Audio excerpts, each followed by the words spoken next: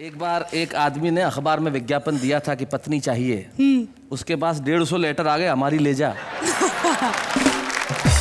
मैं जानता हूं कल से शहर शहर में काजोल को लोग काजोल नहीं काजूल ही कहेंगे और कहेंगे कि काजूल मैं तुझे क्रीम रूल खिलाऊंगा।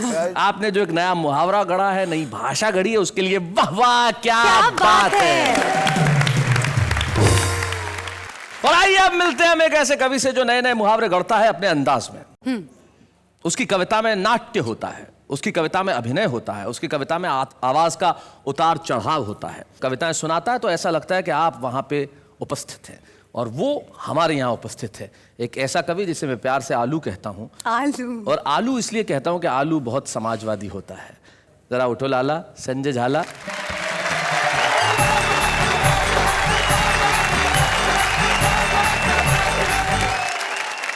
मैं आप सभी को प्रणाम करता हूं और दिवाली की आपको अनंत शुभकामनाएं प्रेषित करता हूं। ये मुझे आपको देख के कह रही थी कि इनको देखते मुझे इनके गाल खींचने की इच्छा होती है, ऐसा ये कह रहे हैं। इनको देख के मेरी भी ऐसी इच्छा होती है।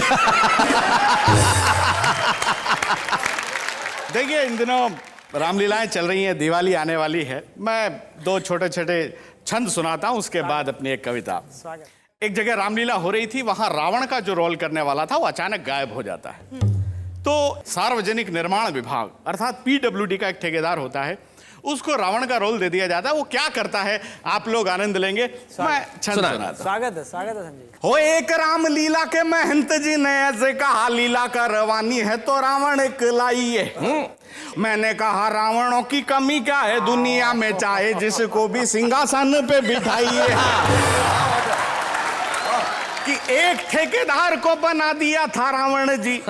बोला माल्यवान से व्यवस्था करवाइए, नल नील राम जी का पुल जो बना रहे हैं उसका ही ठेका मेरे नाम करवाइए। एक छंद और सुनाता हूं। बहुत अच्छे। एक कल्पना कीजिए कि नई नई अभिनेत्री का नया नया पति मरा है, यमराज आया हुआ उसे लेने और भैंसा पार्क किया हुआ है पास में। दृश्य देखें, अपने मृत पति के जीवन दान हेतु एक अभिनेत्री यमराज सन खड़ी थी। कजरारे नयनों को तीखा कर रही थी कि उस समय लग रही सुंदर वो बड़ी थी। यमराज ने कहा मैं जिंदा इसे कर दूंगा, सुंदरी ये तेरी दशा नहीं देखी जाएगी। एक शर्त पर ही मैं इसे छोड़ रहा हूं कि इसे छोड़ आप मेरे साथ चली आएंगी। बहुत अच्छे भाई वाह। आपने फिल्म टाइटैनिक देखी होगी। मेरी एक कविता है इंडियन टाइटैनिक। वाह। इसमें जैसे उस टाइटैनिक में था, इस टाइटैनिक में भी तरह तरह के यात्री सवार होते हैं। मैं कविता आप तक पहुंचाता हूं। जी, और दीपावली पे तो एक कविता बिल्कुल मुफीद है कि इतने सारे क्रूज जाते हैं। कल्पना कीजिए दीपावली के असर पे ऐसा कोई क्रूज जा रहा है। हाँ बिल्कुल, कविता प्रारंभ करता हूं। उफ ओह आह, क्या बात है। डोंट वरी, ये है मुंबई बंदरगाह। जहाज पर लिखा हुआ है नीति, नियम, न्याय और नैतिकता। जहाज रवाना होने से पहले इन चारों नन्नों का बड़ा शोरगुल था। टिकट एक भी नहीं बिका, लेकिन पूरा जहाज फुल था। टिकट चेक कराए गए, कुछ यात्री तहखाने में, कुछ मैखाने में, कुछ दिनेश जैसे थे घुसल खाने में पाए गए। टिकट कलेक्टर सिद्धांत कोने में खड़ा खड़ा रो रहा था बेचारा, क्योंकि कुछ लोकतांत्रिक आत्माओं ने उसे चढ़ते ही मारा। अब प्रारंभ होता है साहब, जहाज में एक भव्य मंदिर होता है। एक अमेरिका से यात्री आता है, स्टैनली मॉरिस नोबल। सोचता है भगवान के दर्शन कर लूं, पूरी यात्रा अच्छी निकलेगी। स्टैनली मॉरिस नोबल जो ही भगवान के मंदिर के दर्शन करके नीचे उतरा, जो ही एक चमत्कार हुआ, उसकी चप्पलें गायब थी। मॉरिस नोबल मंदिर की सीढ़ियों पर बैठकर रोने लगा। इतने में ही एक श्वेत, धवल, स्निग्ध और हिमाच्छादित देवदूत आकर उसे गीता का उपदेश देने लगा। मां शुचः, शोक मत कर, धैर्य धारण कर, जो होता है वो होता है बिल्कुल सही, मुझे देख मेरी भी गई। बहुत अच्छे। तुच्छ चप्पल के लिए आंसू बहा रहा है, मुझे देख क्या मैं रो रहा हूं? मैं रो नहीं रहा हूं, इसका मतलब ये नहीं है कि मैं आदमी बड़ा हार्ड हूं। मैं रो नहीं सकता क्योंकि मैं यहाँ का सुरक्षा गार्ड हूं। थोड़ा गम खा, थोड़ा ठहर ले, जुगाड़ होते ही किसी की भी पहन ले। और ये बात मैंने किसी से नहीं कहन रखी है, मुझे देख मैंने भी ऐसे ही पहन रखी है। मॉरस नोबल बुलाओ मैन, तुमने जो कहा है वो बात एकदम सही है, लेकिन तुमने जो पहन रखा है अब उनका यही है।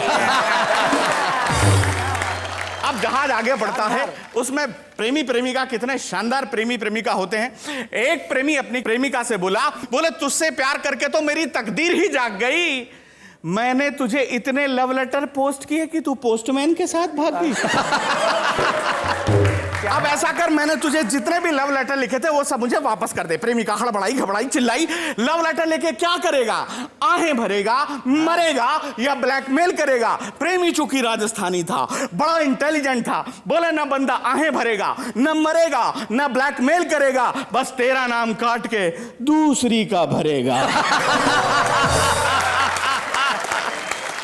इतने में ही घोषणा होती है, passenger may I have attention please. हम आप सबके आभारी हैं क्योंकि आप जहाज पर भारी हैं। डूबने के 100% आत्मविश्वास और भरोसे के साथ ये घोषणा की जाती है, ये जहाज निश्चित रूप से डूबेगा क्योंकि ये सरकारी है। क्या बात है। ये घोषणा सुनकर यात्री जागने लगे, इधर उधर भागने लगे। पुलिस वालों की ड्यूटी थी कि यात्रियों को सुरक्षित नावों से किनारों तक पहुंचाएंगे।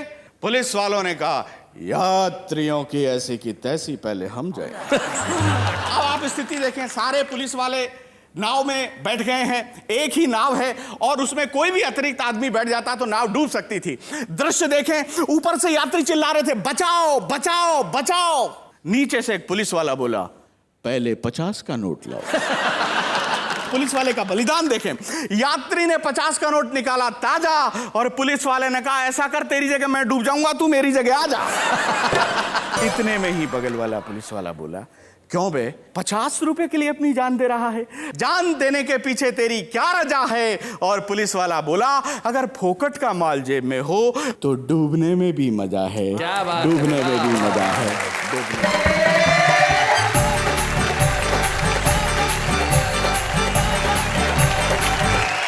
वाह वाह, क्या बात है संजय जी। धन्यवाद। क्या बात है, ये आपके अंदाज में ही हाथ हिला रही हैं। लगता है रिश्ते में आप दूर के भाई बहन हैं। हाँ जी, वाह वाह, क्या बात क्या है। बात है, बहुत बढ़िया। संजय जी आपने बहुत बहुत अच्छे ढंग से सुनाया, कमाल कर दिया संजय झाला। सचमुच जब जहाज जाते हैं और उसमें वजन बढ़ जाए तो ऐसा होता है। मुझे याद है एक बार एक हेलीकॉप्टर में 10 पुरुष थे, एक महिला थी। अब पायलट ने कहा कि भाई इसमें वजन ज्यादा है, कैसे उड़ेगा, किसी न किसी को तो कूदना पड़ेगा। तो क्या किया जाए, एक रस्सी लटका दी गई, उस रस्सी पे सारे पुरुष और वो महिला लटक गई। अब कूदे कौन? तो महिला ने भाषण देना शुरू किया, त्याग मैं करूंगी, कूदना मुझे ही पड़ेगा। मैं माँ हूं, मैं बहन हूं, मैं बेटी हूं, मैंने देश और समाज का निर्माण किया है। आज जब बारी आई है बलिदान की तो फिर से मैं ही कूदूंगी। जैसे ही भाषण समाप्त हुआ 10 ही पुरुषों ने ताली बजाना शुरू कर दिया। तो भाई इन्होंने तो हमारी दिवाली कमाल की कर दी। आप क्या कहना चाहती हैं इस पे? आपकी लाइफ में दिवाली की क्या इंपॉर्टेंस है? अरे मैं तो शादी दिवाली की वजह से हुई। वाओ, हाँ। वो कैसे? अरे मेरी होने वाली वाइफ ने मुझे धमकी दी थी कि दिवाली तक मैं अपने माँ बाप से उसके बारे में बात कर लूं। एक मिनट, पर अगर आप दिवाली तक बात ना करते तो उसने कहा अगर दिवाली तक बात नहीं की तो उसके 2 दिन बाद ही भाई दूज आता है। ऐसे और भी मजेदार वीडियो के लिए हमारे चैनल को लाइक, शेयर और सब्सक्राइब करें।